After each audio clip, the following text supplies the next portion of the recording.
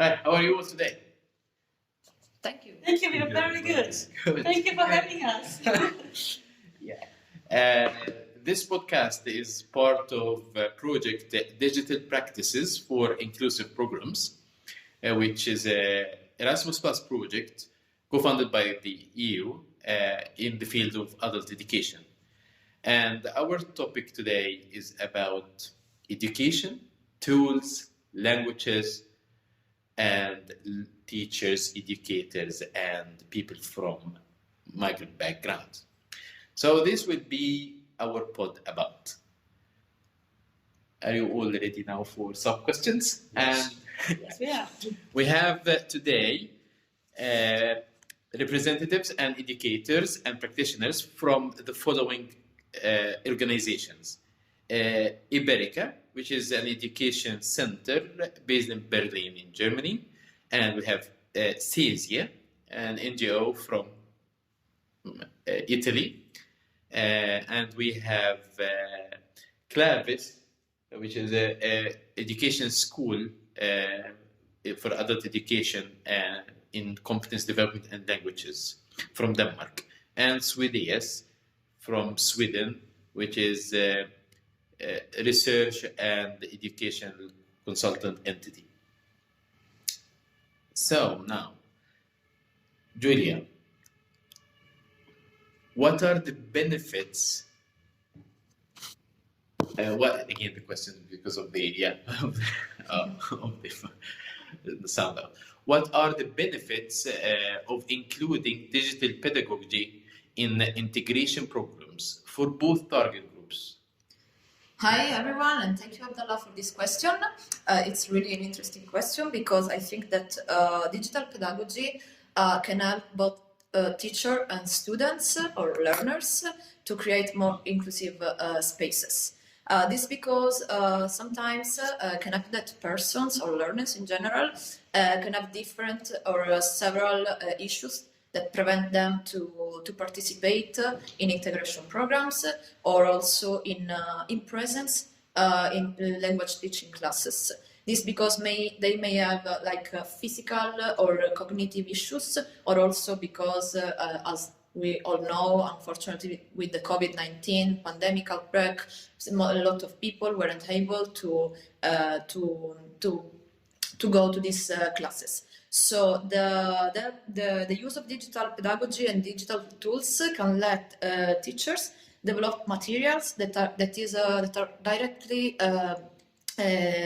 tailored to the needs and specific situation of the learners. So in this way, these can create like a personalized integration path, and that this can help both teachers in facilitating their work and users in facilitating their learning. Great.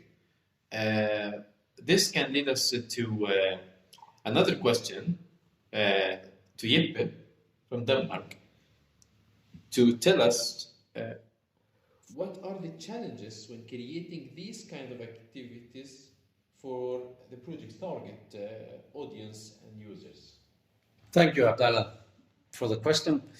I'd like to focus a bit on the question first of all, because you asked the kind of activities. And the activities we create in this project is primarily to teach teachers how to use digital tools for the students or the target group too. So the activities we create first is created for teachers or advisors. And secondly, for the activities is for students.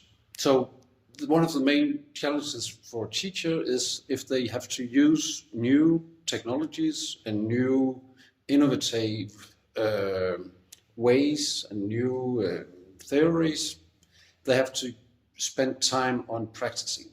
And time is a problem for teachers in real life. So when we introduce new methods, new digital methods, it takes time to learn them, to do them in practice. So time is a bit challenge. And also teachers are in different levels in digital skills.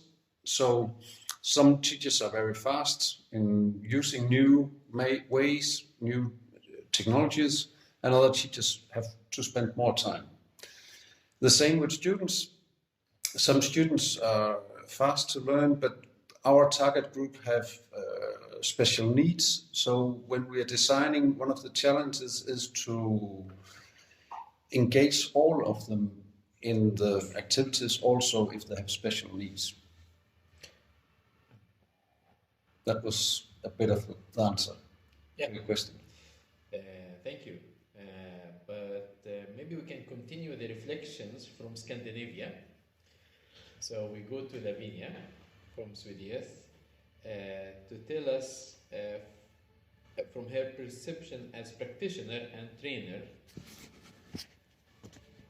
how can trainers or advisors use online tools in their programs or educational training activities? Okay, thank you very much, Abdallah, for this interesting question. And from my perspective, first of all, it is necessary to say that online tools are becoming increasingly popular and useful for trainers and practitioners like ourselves. And it is a relevant tool which can enable us in our work to continue supporting the users digitally in different ways. So I would say that the target group 1, the trainers, advisors, and teachers, can use online tools in 3 different scenarios. The first one is entirely online digital tools, which they can use at a distance with their learners. The second one is blended learning, so both digital and in-person tools, practical tools. And the third one is using online tools but in physical settings. So all of these 3 scenarios have both their challenges and advantages, but nevertheless they are useful in different scenarios for the teachers and advisors in their work. So this is my experience. And now,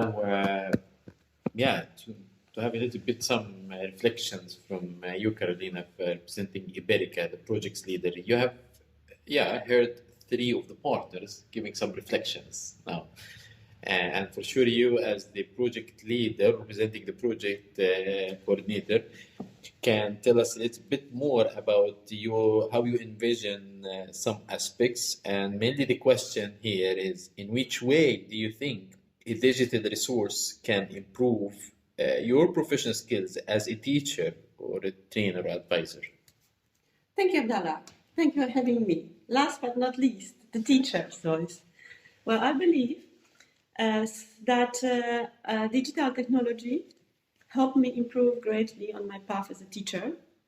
It allows not only differentiation and helps me as a teacher to create more personalized content and systems for my class and adjust better to my students' needs. I have many students in my class with many different difficulties and many different language levels, and now using digital technologies I am able to attend to all of their needs.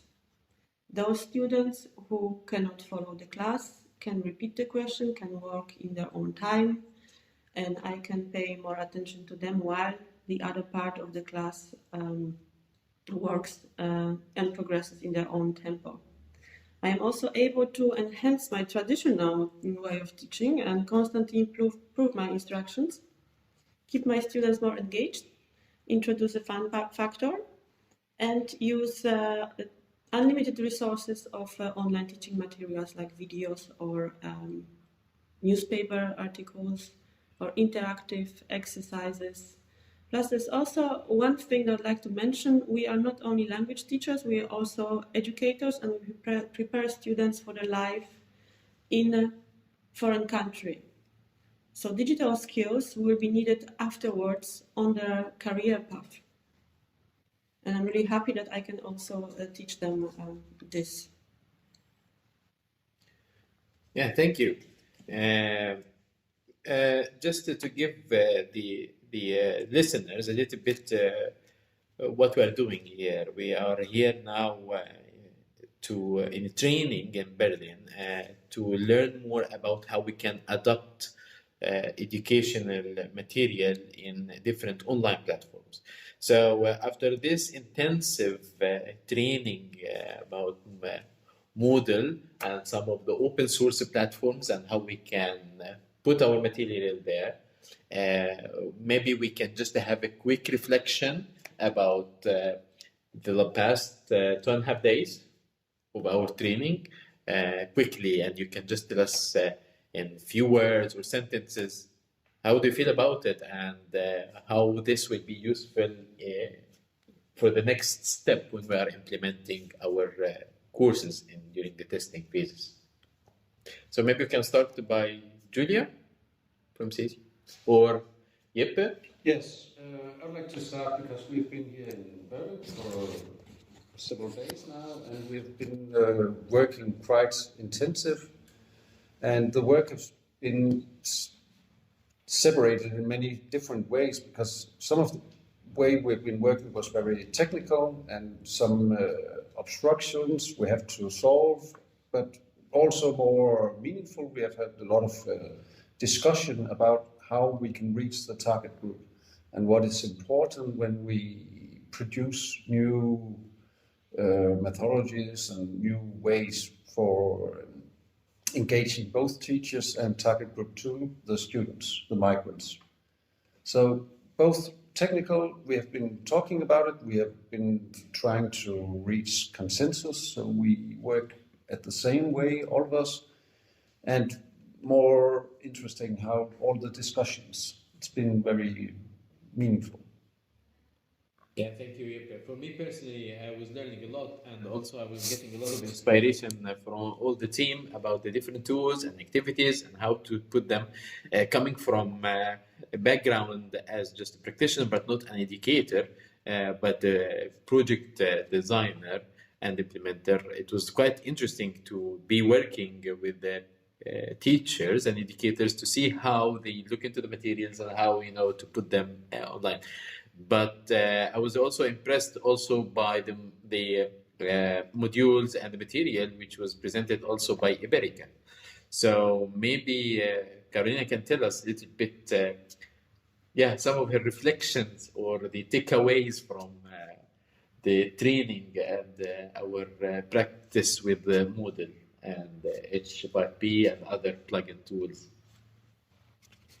We find a Moodle, we're working with Moodle for many years at our school, and even before the pandemics, we were trying to introduce the digital pedagogy into our courses, working with students in a blended learning environment. And we're really happy that we can also teach other organizations how to do it and collaborate with different schools who have experience in blended learning as well and working with migrants. Moodle, it's a very useful tool for a language course, but not only. We are using it for a language course. It's very interactive. It's very engaging for the students. For example, the quiz plugin that we are using. In the moment, at the end of every course, when there is a time for the students to prepare for the exam, the final exam, we will be able to give them many tests, because we all know one side of language learning is the language itself, and the other side is the test methodology, how to use a test, how to work with a time pressure. And by giving them an online test that they can repeat as many times as they want and trace their programs, trace their progress, and reflect on their mistakes, we give them a better chance to pass the final test. Yeah, here comes another question. Maybe the target group, because from your presentation, you have different target groups, starting from levels which are just very, very beginners, or from zero level knowledge about the language of the host country. Up to C1. Fluent. So what in this whole process till the examination, what do you think? What is your advice or a tip to others to consider, especially with the teachers or educators working with the very beginners at the very beginning level of the language process? Keep it simple. First of all, keep it simple. Do not overload your students with too many technicalities. Introduce the digital pedagogy step by step. And preferably start with using mobile phones and interactive apps and games.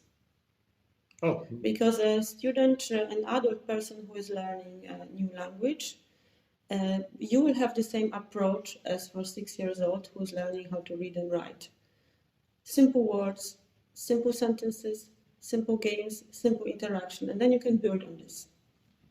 yeah, thank you.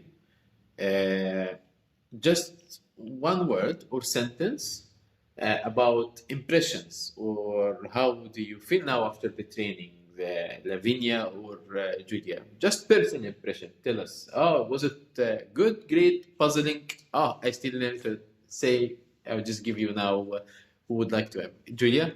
Yes, thank you, Abdallah. I think that these days in which we had this joint training were really useful, not only because we learned a lot about how to use digital tools, how to use Moodle and H5P that are really useful digital tools for our purposes, but in general for teachers.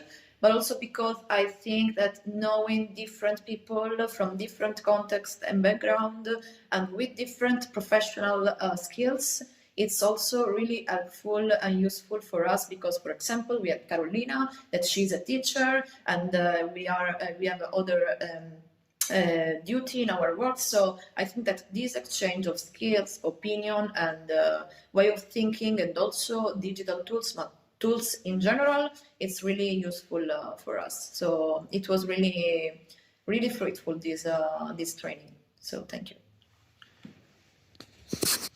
And you, Lavinia? Thank you. Yes, for me, it was a learning process, this training activity in Berlin. Since I am not an educator or a trainer, it was very challenging, but at the same time interesting and good to have practitioners and educators who are more experienced in the field to help me understand the digital tools that we're going to use. So I'm very positive that the future of this project and the testing phase of the courses will be successful, and a learning process as well.